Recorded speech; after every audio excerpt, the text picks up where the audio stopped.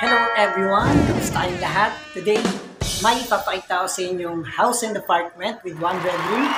Ito po, tara po, i-check po natin. Visit po natin to, location sa Imo City. So yun guys, bago tayo pumasok sa apartment, ito yung kanyang gate, no? Ito yung metro ng tubig. Ayan, may needed water po yan. Ito naman yung kontador ng Meralco. Ayan, yung sariling metro ng kuryente ng tubig. At so yun guys, nandito na tayo sa loob ng apartment at kung mapapansin nyo, apartment type siya. Itong unit number 5, yung vacant, tara po check natin. So yun yung provision niya para sa window type na aircon. Parang ganito yung magiging itsura kung sakali. Pasok tayo sa loob. Guys, ito yung sala ng apartment. Kung mapapansin nyo, ginagawa yung kusina, hindi naman yung sira. Mini-maintenance lang, nililinis, inaayos para maging condition ulit. Para sa long-term plan. Yeah, thank you sa kanila, kuya. Ginagawa nila, pinapaganda nila yung apartment.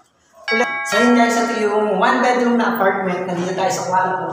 Ito yung provision para sa aircon. At meron built-in cabinets na rin. Ito yung built-in cabinets niya. So very spacious ng pagkakagawa ng bahay, napakaganda. Nakatiles na yung flooring at bagong pintura. Pakita ko naman sa yung kusina, yung banyo, pati yung laundry area. Pati yung kanyang sala.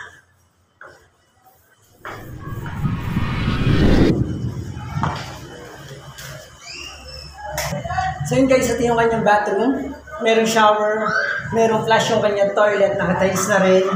Ito naman yung sa to, merong water faucet dito. Dito pwede maglaba. Very spacious din to. Kasi dito yung gamit pang washing. Pwede dito maging dirty kitchen. Ulit, ito po yung house apartment for rent with one bedroom and one bathroom. Ang location sa Imo City, Cavite, Philippines. Malapit na sa highway, walking distance lang. Malapit na sa market. Malapit sa lahat. Maganda yung bahay at maganda yung location.